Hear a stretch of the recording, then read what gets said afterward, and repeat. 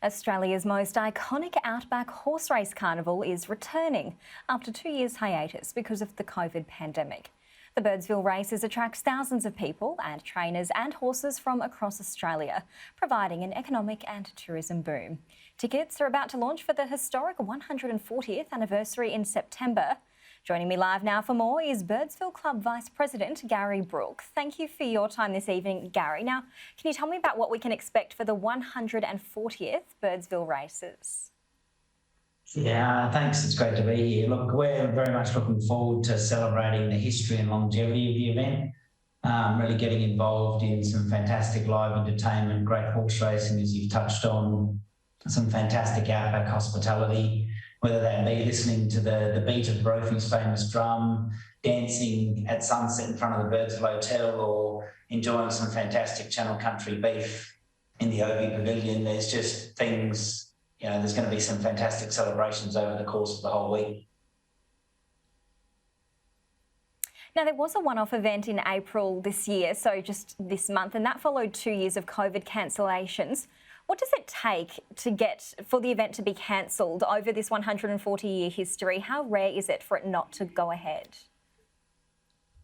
It's certainly very rare. A cancellation doesn't happen often. Prior to the COVID pandemic, it was really dating back to World War II and then World War I. So literally it takes a world war to stop us.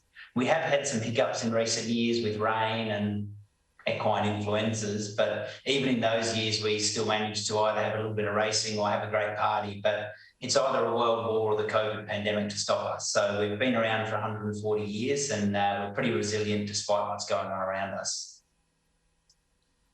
So what kind of impact did the cancellations because of the pandemic have on the community? And so now, how welcome is it to be back? Yeah, look, it has a massive impact to the community, particularly those businesses involved in tourism. They rely on not only Birdsville, but the surrounding regions rely on events like the Birdsville Races. Often these large events are the difference between breaking even or a loss and turning a profit. So to be without an event like Birdsville Races, which has really been the flagship event in outback Queensland, if not regional Australia, for 100 years is really difficult.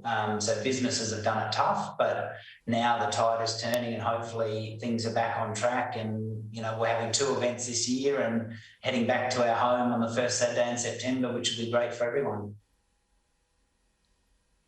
And so what do the races do? You did touch on it, but in terms of the economic import and boom for the outback community there, the town swells from, I think, just over 100 people. You then get thousands of people from across Australia. So what sort of injection does that have? And does that then continue across the rest of the year? Yeah, look, I think in terms of the local area, the races generate sort of $2.5 to $3 million in economic impact just to the local council.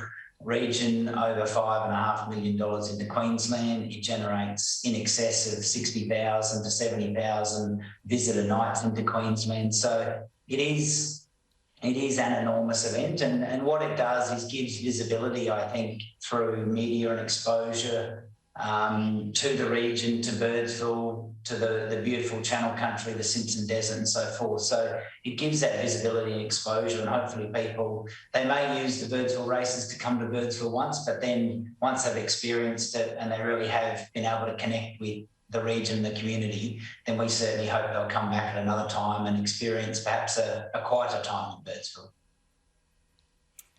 And just finally, Gary, it might be a little far out with the race in September to be talking about the horses. So what's your tip for tourists to do something local there?